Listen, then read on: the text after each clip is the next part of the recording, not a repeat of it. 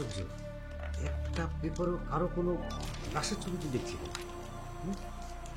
পাহাড় থেকে পড়ে গিয়ে যদি কারো মৃত্যু হয় তার খবর পেপারে আসবে না, এটা হতে পারে? তাহলে কি আনিকা বেঁচে আছে নাকি? আরে বেঁচেও যদি থাকে তাহলে তো সুস্থভাবে বেঁচে থাকার কথা নয়। এক কাজ করলে কেমন হয়? কি কাজ? মানে আনিকা যদি বেঁচে থাকে তাহলে নিশ্চয়ই কোনো মানে এখানকার হসপিটালে আছে। আমরা এক কাজ করি না, এখানকার হসপিটালগুলোতে একটু খবর নেই। হ্যাঁ, কথাটা মন্দ বলনি। নিশ্চয়ই তারা আমাদেরকে মিথ্যা বলবে না। অবশ্যই না।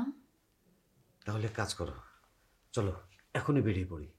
এক্ষুনি যাবে? হ্যাঁ, মানে আনিকা যদি সুস্থ হয়ে যায় তাহলে তো অন্য কোনোভাবেই তাকে হসপিটালে রাখবে না। মানে যা করার এখনই করতে হবে। ওকে, আমি রেডি হয়ে নিচ্ছি, তুমিও যাও, রেডি হয়ে নাও। হ্যাঁ, তুমি তাহলে তাড়াতাড়ি রেডি হয়ে আসো, আমি রুমে আছি।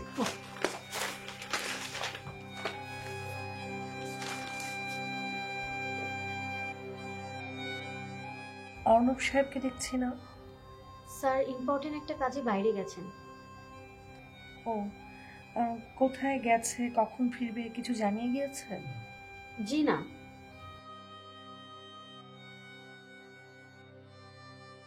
স্যারের খোঁজ করছেন যে ম্যাম, জরুরি কোনো প্রয়োজন? ওনার সাথে আমার একটু জরুরি কিছু কথা ছিল। উনি কখন ফিরবেন কিছু বলে গেছেন? জি না, তা বলে যাননি, তবে কাজ মিটে গেলেই চলে আসবেন।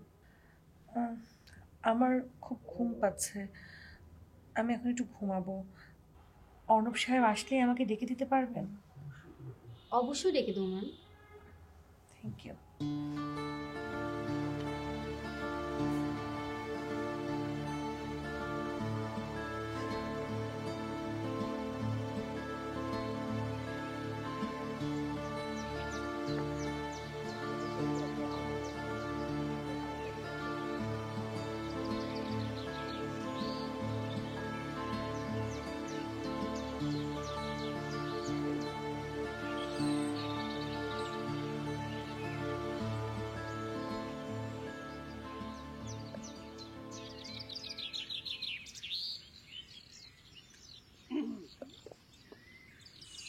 কি ব্যাপার,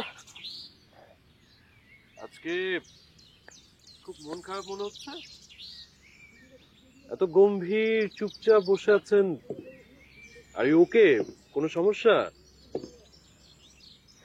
না, কোনো সমস্যা নয়। হুম, না বললে তো হবে না, দেখেই বোঝা যাচ্ছে কোনো সমস্যা। আচ্ছা, আপনাকে একটা সত্যি কথা বলি, এই যে আপনি যে চেহারাটা করে বসে আছেন, এই চেহারা আপনার সাথে একদমই যায় না, ট্রাস্ট মি। গত রাতে আপনি আমাকে কি কথা দিয়েছিলেন, আপনার কি মনে আছে?